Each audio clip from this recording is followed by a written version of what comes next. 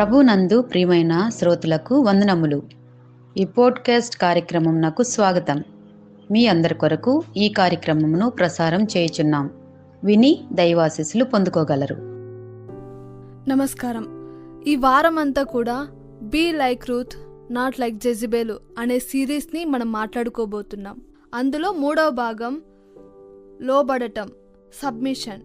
ఈరోజు మనం మాట్లాడుకునేబోయే అంశము వినడానికి కొంచెం కష్టంగా, మరికొందరికి అయోమయంగా అనిపించవచ్చు. అది సబ్మిషన్. నేటి ఆధునిక ప్రపంచంలో, ముఖ్యంగా సోషల్ మీడియా యుగంలో లోబడి ఉండటం, సబ్మిషన్ అంటే తల వంచడం అని, అది ఒక బలహీనత అని, మన స్వేచ్ఛను లేదా మన సొంత నిర్ణయాలు తీసుకునే అధికారాన్ని కోల్పోవడం అని అందరూ అనుకుంటారు. కోల్పోవడం అని ప్రచారం జరుగుతుంది. నా ఇష్టం, నా లైఫ్, నేను ఎవరికి లోబడను, ఎవరి మాట వినను అనుకోవడమే గొప్పతనమని చాలామంది భావిస్తారు. కానీ ఆత్మీయ జీవితంలో ఒక రహస్యం ఉంది. లోబడటం అనేది బలహీనత కాదు, అది దేవుని అపారమైన శక్తిని మన జీవితంలోనికి ఆహ్వానించే ఒక గొప్ప మార్గం. లోబడటం అంటే ఓడిపోవడం కాదు, గెలవడానికి దేవునికి చోటు ఇవ్వడం. మనం ఈ సిరీస్లో పోల్చి చూస్తున్నట్లుగా యెజబెలు జీవితాన్ని ఒకసారి గమనించండి. ఆమె ఎవరికి దేనికి లోబడలేదు. ఆమె ఒక రెబెల్ లాగా తన భర్త అయిన ఆహాబు రాజును కూడా ప్రేరణతో కాకుండా తన కనుసన్నలతో శాసించింది. ఆమెలో దేవుని పట్ల భయం లేదు, ప్రవక్తల పట్ల గౌరవం లేదు. అంతా నా అదుపులో ఉండాలి, నా మాటే నెగ్గాలి అనే అహంకారం ఆమెలో ఉంది. నిజానికి యెజబెలు మనస్తత్వం అంటే నా ఇష్టమే జరగాలి అని పట్టుబట్టడం. మన జీవితంలో కూడా కొన్నిసార్లు మనం దేవుని వాక్యం కంటే, దేవుని చిత్తం కంటే మన సొంత నిర్ణయాలకే ఎక్కువ విలువిస్తాం. దేవుని వాక్యం ఏం చెబితే నాకేంటి, నాకు ఏది లాభమో నేను అదే చేస్తాను అనుకోవడం యెజబెలు మనస్తత్వానికి సంకేతం.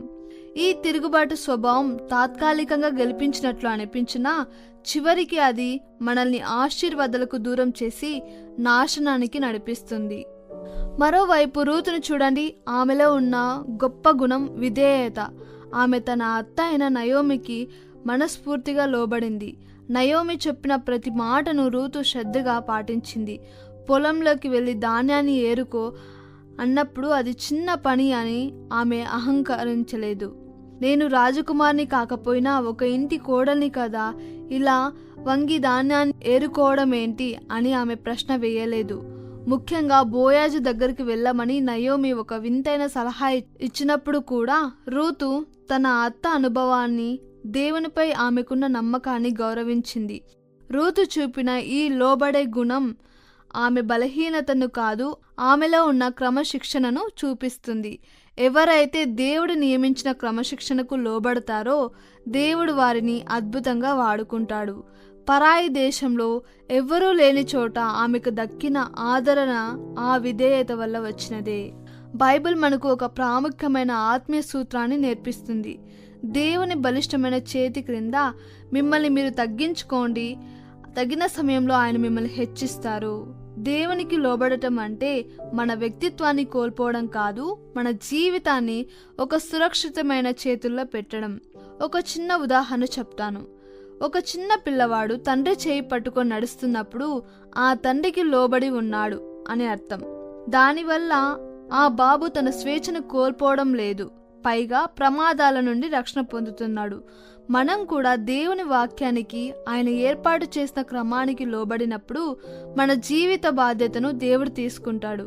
రూతు తనను తాను తగ్గించుకుంది కాబట్టే దేవుడు ఆమెను ఒక యజమానురాలుగా, ఒక గొప్ప వంశానికి తల్లిగా హెచ్చించారు.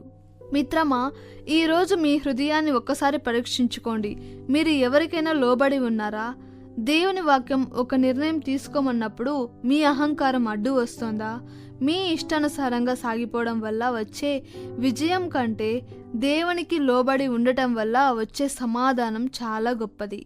యెజబెలు లాగా నియంత్రణ కోసం ప్రాకులాడి పతనం అవ్వకండి. రూతు వలె సాత్వికంతో దేవుని చిత్తానికి లోబడండి. అప్పుడే దేవుని అద్భుతాలు మీ జీవితంలో మొదలవుతాయి. మీరు తగ్గితే ఆయన మిమ్మల్ని హెచ్చిస్తారు. కాబట్టి దేవుని చేతుల కింద మిమ్మల్ని మీరు తగ్గించుకోండి, ఆయన హెచ్చిస్తారు. దేవుడు మీకు ఎల్లప్పుడూ తోడయండి, దీవించి ఆశీర్వదించునుగాక. ఆమేన్.